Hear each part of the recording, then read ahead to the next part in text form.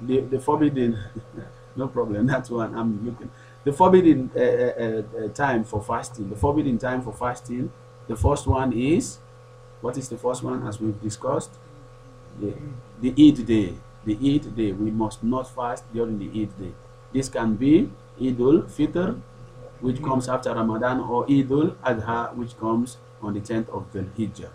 And then yeah, yes, the second one is the 3 days after the Ayam Tashriq, mashallah. The Ayam Tashriq, the days of Tashriq.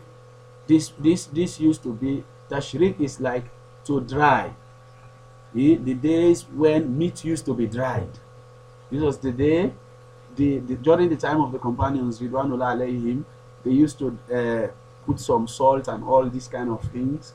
They put it on the meat and then they dry it. Yeah, the people still do it. Yes, people still do it. It's so beautiful these days. People no longer go out. They are now confined in Mina. They see just eating, making dhikr, making salat, stoning the pillars, and eating food, inshallah. Hmm?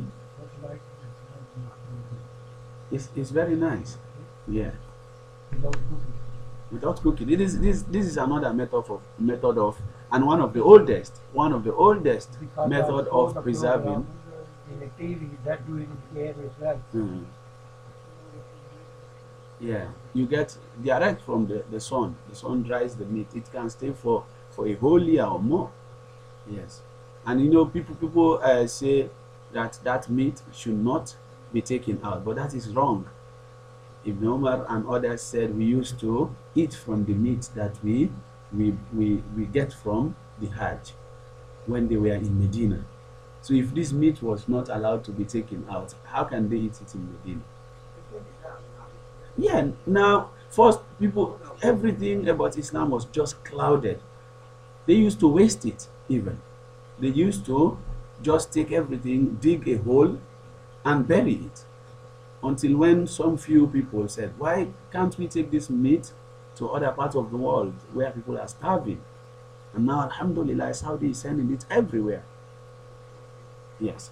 Now, another time we are not allowed to fast. Of course, this one is not for me and you. It is for our wives and our daughters. This one, we have to make it known to them that the days of menstruation and postnatal bleeding, these two time, a woman should not fast. Even if they fast, their fasting is not, it's not makruh, it's haram on Qurafi. Their fasting does not get any reward.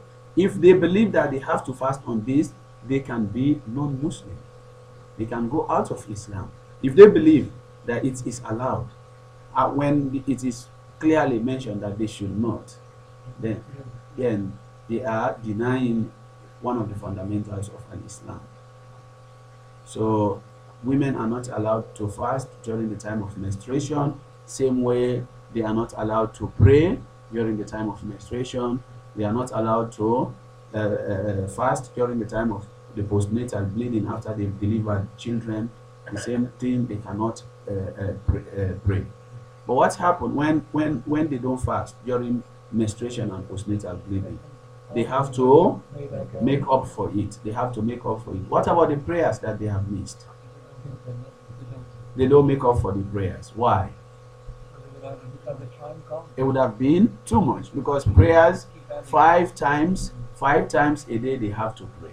5 times a day. Supposing they miss 3 days, 5 times, it would be too much. Allah subhanahu wa ta'ala is so merciful. He does not want to burden them. You see, so but the days that they've missed in Ramadan, these are just just 5 days.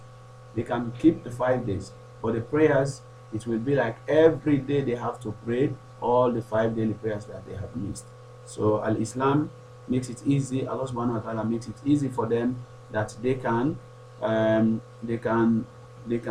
pay back for the days of Ramadan that they missed, but they are not obliged to pay, to fast, to pray the prayers that they have missed.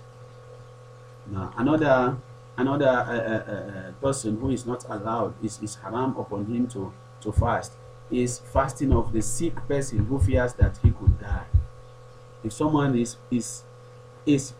seriously ill and they know this sickness is so bad, such a person should not fast.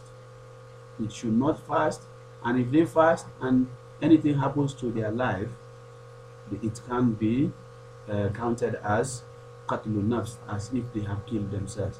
Allah subhanahu wa ta'ala said, وَلَا تَقْتُلُوا أَنفُسَكُمْ إِنَّ اللَّهَ كَانَ بِكُمْ رَحِيمًا. Said, do not kill yourselves. Do not cause destruction on yourself. Why? Because Allah subhanahu wa ta'ala, your Lord, is merciful upon you. So if someone is sick, even now, we all want to fast. Everyone wants to get the reward of fasting. But if you know you are sick, for example, people with ulcer, chronic ulcer, there are some types of ulcer which you cannot stay for 2-3 hours without eating. And if you do, you are risking your health. So we say to such people, go and speak to your GP.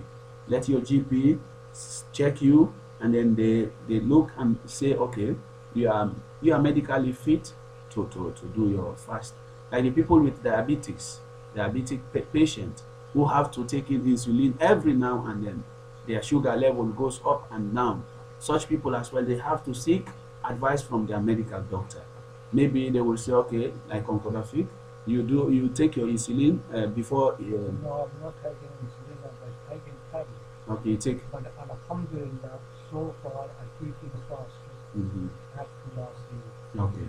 You And need I don't to. know what situation will be there this time, because my sugar level dropped. Have you spoken I'm to not your doctor? eating something. But when alhamdulillah, when I eat in the morning, enough food, my sugar rise, but keep me there, no problem. My sugar no dropping, and I can keep the fast. Okay. So you see, I think it is not just enough to ask the sheikh, to come and ask the sheikh, can I keep fast? I am sick. It is not, because this I don't know anything about the medical side of it. Even on Islam channel, when people ask us questions relating to medical, the medical aspects, we always refer them to their GP. That go and ask your GP on the medical side of it. But the Islamic side, this is what Islam says. So someone who is sick, don't just say, I'm going to ask my Imam, my Maulana. If he says fast, astaghfirullah, how can you avoid fasting? Even if you fast or you don't fast, you are going to die. You see? Because sometimes some Maulanas will think that you have to fast. So if you die, in fact, it's good. That is jihad. Life is also iman. But self-harm is not allowed. It's not allowed. Self-harm is not allowed, especially in area where Allah subhanahu wa ta'ala has created another way out for you.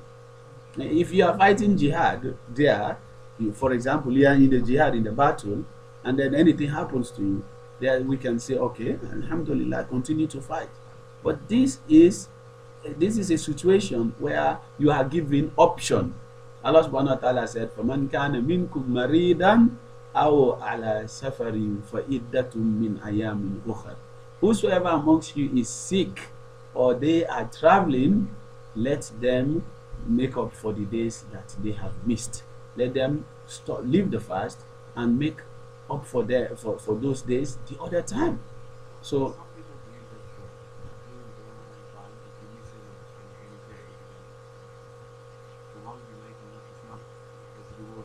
it's the same. It's the same as long as there is a reason here. You right, and your reward is still the same, because that day is not under your hand. If You're sick or something wrong with you. yes, This is rewarded with the land. yeah, as long as you are sick, as long as there is a permission, you have this order, this permission from the Sunnah of the Prophet sallallahu alaihi wasallam, from what the Quran says, you want to follow the Sunnah, then you will get full reward. Even the other days that you. That's the worry. People, even if they're sick, they keep on fasting because they think that they're not going to get the same reward.